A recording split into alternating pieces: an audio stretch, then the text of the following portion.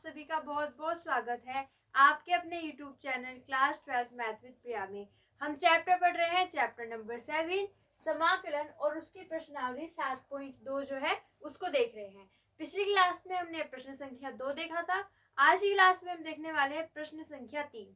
तो देखते हैं हमारे पास प्रश्न संख्या 3 क्या है। प्रश्न संख्या 3 में हमसे कहा गया है कि हमें इसका समाकलन निकालना है। 1 से 37 तक के प्रश्नों में हमें समाकलन निकालना है। और यहाँ पे प्रश्न संख्या 3 में हमारे पास प्रश्न है समाकलन 1/x plus x log x। तो इसका हमें क्या निकालना है, समाकलन निकालना है। सबसे पहले हमें देखना होगा कि हम इसमें कौन सी विधि उपयोग कर सकते हैं। ये वाला जो प्रश्न है इसमें हम कौन सी विधि लगा सकते हैं। अब अगर हम यहाँ पे लगाना चाहते हैं प्रतिस्थापन विधि, तो प्रतिस्थापन विधि लगाने के लिए हमें क्या करना होगा, हमें फलन और उसका अवकलन देखना होगा कि हमारे पास फलन है तो उसका जो अवकलज है वो भी हमारे इस प्रश्न में होना चाहिए। अब हमें क्या दिख रहा है, हमें यहाँ पे x log x इस तरीके से दिख रहा है। तो अगर हमें log x दिखता है तो हम सोचते हैं कि उसका अवकलन क्या होता है। log x का अवकलन हमने पढ़ा हुआ है ना कि log x का जो अवकलज होता है वो क्या होता है, 1/x होता है। तो अगर हमें log x दिख रहा है तो 1/x भी अगर हमारे प्रश्न में आ जाएगा तो हम किस विधि का उपयोग कर सकते हैं, प्रतिस्थापन विधि का। अब log x तो यहाँ पे है, 1/x हमें दिखना चाहिए और ये जो log x है इसके साथ में ये x नहीं होना चाहिए। यहाँ पे देखिए नीचे जो हमारे पास हर है उसमें भी क्या दिख रहा है, x दिख रहा है प्लस x log x दिख रहा है। तो इसमें से हम ये जो x है इसको कॉमन ले सकते हैं। अगर हम इसको कॉमन ले सकते हैं तो कॉमन ले लेते हैं। ये मिलेगा हमारे पास समाकलन 1/, यहाँ से x कॉमन ले लिया तो x कॉमन लेके हमें क्या मिलेगा, यहाँ पे आ जाएगा x और यहाँ पे मिलेगा 1 और प्लस में आ जाएगा log x। तो यहाँ पे लिख देंगे प्लस log x और साथ में हमारे पास चल रहा है dx। तो देखिए log x सब अकेला हो गया, यहाँ तक तो कोई प्रॉब्लम नहीं है। 1/x जो है वो भी हमें अलग से अब दिख रहा है, log x है और 1/x भी हमें दिख रहा है। अब t किसको लेना होता है तो हम क्या करते हैं, 1 प्लस log x को t ले लेते हैं।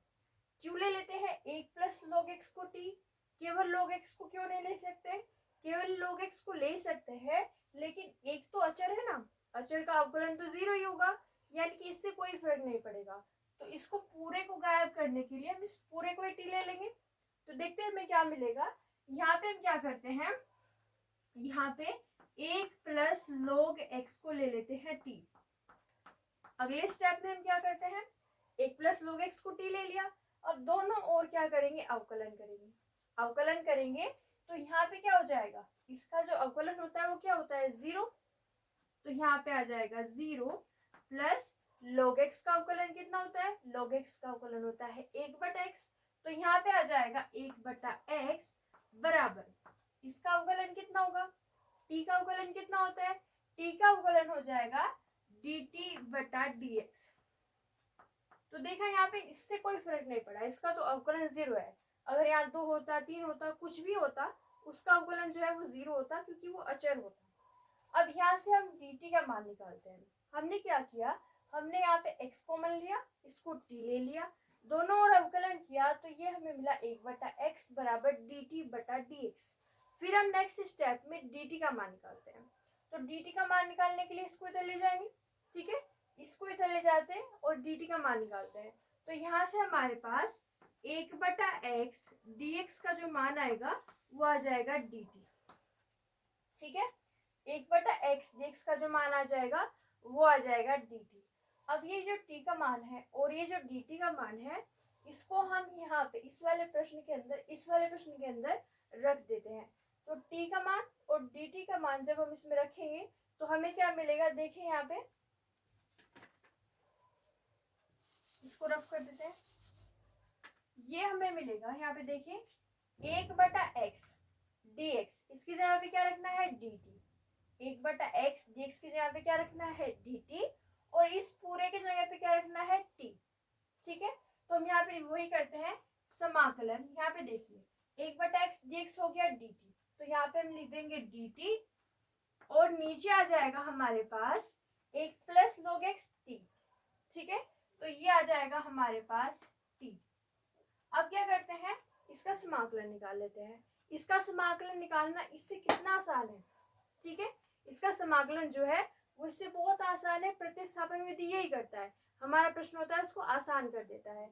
1/x का समाकलन क्या होता है, 1/x का समाकलन होता है log x। 1/t लिखा हुआ है तो उसका समाकलन क्या होगा, log t होगा, क्योंकि यहाँ पे dt ही लिखा हुआ है। तो हम यहाँ पे क्या कर देंगे, इसका समाकलन निकाल देंगे, वो हो जाएगा log t, और प्लस में क्या आएगा, समाकलन का अचर c आ जाएगा। ठीक है, अब यहाँ पे t जो है वो t तो क्या है, t तो हमारे पास 1 + log x है। तो हम क्या करेंगे, t का जो मान है वो यहाँ पे रख देंगे। t का मान हम यहाँ पे रख के जब अपना फाइनल आंसर देंगे, क्योंकि t तो हमें क्वेश्चन में कहीं दिया हुआ ही नहीं था, x था या फिर dx था, तो हम यहाँ पे क्या करेंगे, t का मान रख देंगे। तो ये हमें मिलेगा log, और यहाँ पे आ जाएगा हमारे पास 1 + log x एंड प्लस में आ जाएगा समाकलन का चर c। ठीक है, तो यहाँ पे log 1 + log x + c, ये जो है वो t का मान है, और ये जो है 1/t, इसका समाकलन आया है log t। तो ये हो गया हमारे पास इसका फाइनल आंसर। एक बार फिर से देखते हैं हमने इसको किस तरीके से किया। समाकलन 1/x + x log x का हमको निकालना था। सबसे पहले हमने इसमें से x को कॉमन ले लिया। ठीक है, फिर 1 + log x को ले लिया t, दोनों और क्या किया, अवकलन किया, तो इसका हो गया 0, इसका अवकलन हो गया 1/x, और इसका अवकलन हो गया dt/dx। यहाँ तक सब ठीक है। फिर हमने dt का मान निकालना, dt जो होगा वो 1/x dx के बराबर होगा। तो फिर हमने dt और यहाँ पे जो t है उसका मान जाके अपने प्रश्न में, इस वाले प्रश्न में रख दिया। तो ये हो गया समाकलन, इसकी जगह पे रख दिया dt, और ये जो है इसकी जगह पे रख दिया t। ठीक है, अब 1/t का समाकलन क्या होता है, log t।